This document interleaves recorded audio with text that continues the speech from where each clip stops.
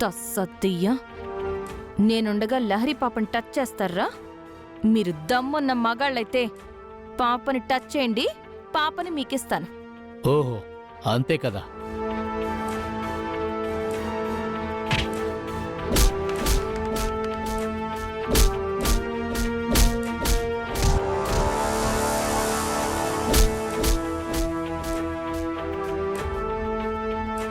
అమ్మగారేంటి రౌడీలతో గొడవ పడుతున్నారు?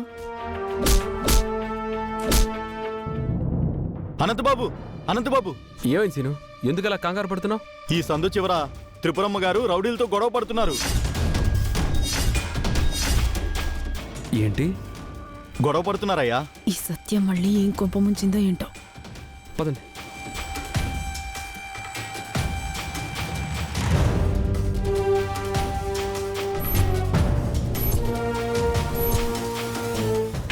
ఏయ్! అమ్మ త్రిపుర,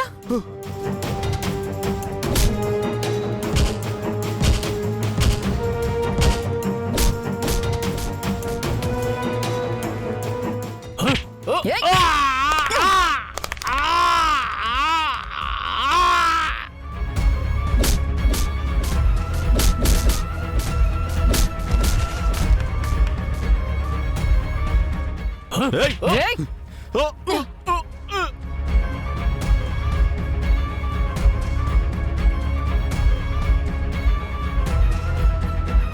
త్రిపుర, వాళ్ళెందుకు కొడుతున్నావు?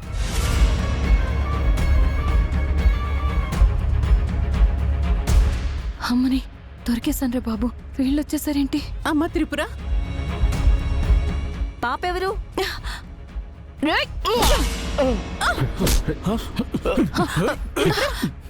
మావయ్య, త్రిపుర, పోలీసులకు ఫోన్ చేయండి. త్రిపుర, వాళ్ళందరినీ ఎందుకు కొడుతున్నావు? ఈ పాపెవరు? Hello, police station.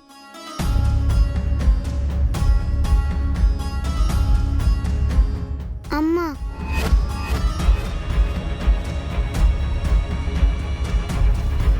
అక్క, పాప నిన్నమ్మ అంటుందేంటి?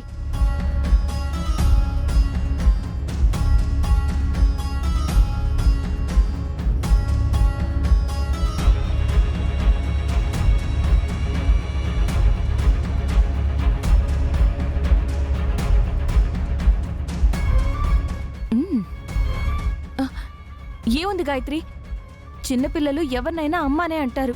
పాపం ఈ పాపకు అమ్మ ఉందో లేదో. అది సరే, ఈ పాప ఏంటి, వీళ్ళందరూ ఏంటి?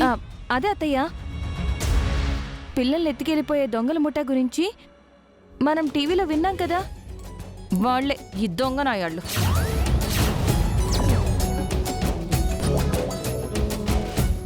వదిన గారు,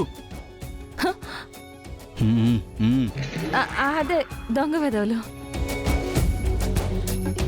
అందుకే అందరికీ బుద్ధి చెప్పాను, ఈ పాపని కాపాడాను.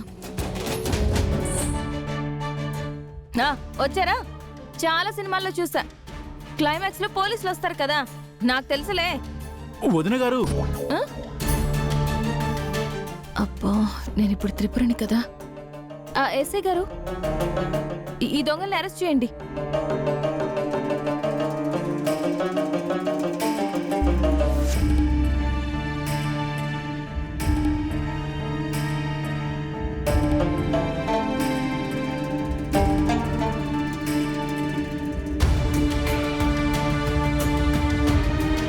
ఎస్ఐ గారు, ఈ పాపెవరో ఎంక్వైరీ చేసి వాళ్ళకి అప్పగించండి. అలాగేనండి. సార్, ఈ పాప ఆ పాపలానే ఉన్నట్టుంది. అవును, థ్యాంక్స్ మేడం. ఈ పాప మిస్ అయిందని వీళ్ళ నాన్న మాకు కంప్లైంట్ ఇచ్చాడు.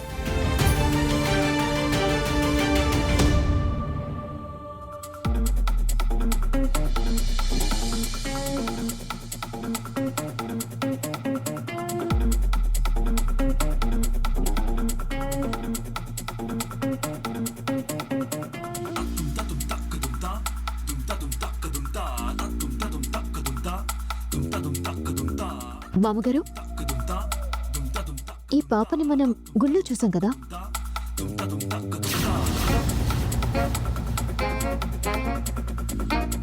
ఆ రోజు నా చీర కొంగులాగింది. అవును గాయత్రి, ఆ రోజు మనం బారసాలకి టెంపుల్కి వెళ్ళినప్పుడు కనిపించిన పాపే కదా ఈ పాప. అవునత్తయ్య ఆ పాపే. చచ్చన్ర దేవుడా, వీళ్ళీ పాపని వదిలేలా లేరు. ఆ కృష్ణ వస్తే మొత్తం నా బండారం అంతా బయటపడిపోతుంది. ఈ పాప మీకు తెలుసా పార్వతమ్మ గారు? తెలుసండి. మీరు ఎంక్వైరీ చేసి ఇచ్చేసరికి లేట్ అయితే పాపం వాళ్ళు కంగారు పడతారు. మేమే తీసుకెళ్లి వాళ్ళకి అప్పగిస్తాం.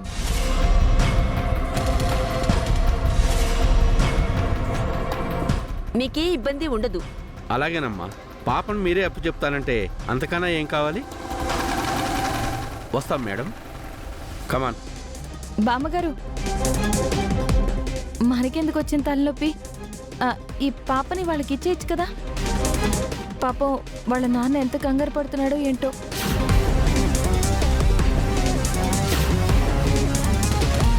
అదేంటక్క, వాళ్ళ నాన్న కంగారు పడతాడు అంటున్నావు?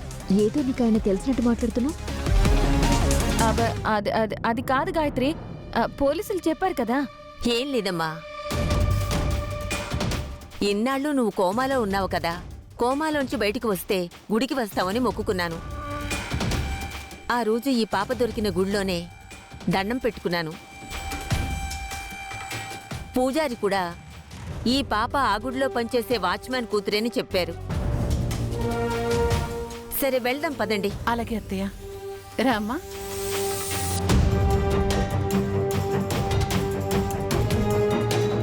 చచ్చం, ఇప్పుడు నన్ను మా ఊరి గుడికి తీసుకెళ్తారన్నమాట. అయిపోయింది మటాష్.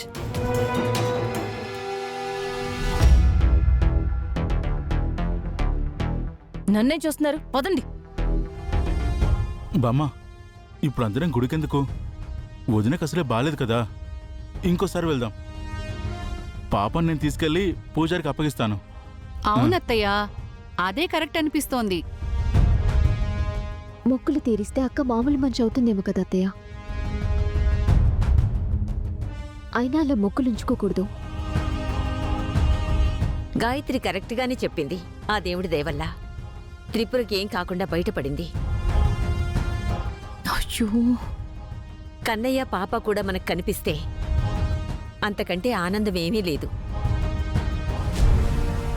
మీరు వెళ్ళి త్వరగా రెడీ అయ్యి రండి. వెళ్ళి మొక్కు తీర్చుకుని వద్దాం.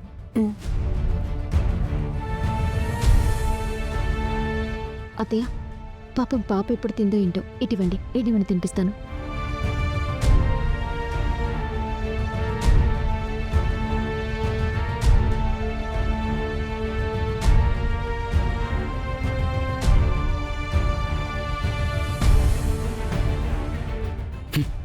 నువ్వు ఒక పని చేయవు కదా. వస్తూ వస్తూ ఆ పాపను ఎత్తుకొచ్చావా?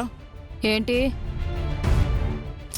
చూడండి మాస్టరు, అసలు ఆ పాప నా కారు ఎప్పుడెక్కిందో, ఇక్కడికి ఎలా వచ్చిందో నాకు తెలిస్తే కదా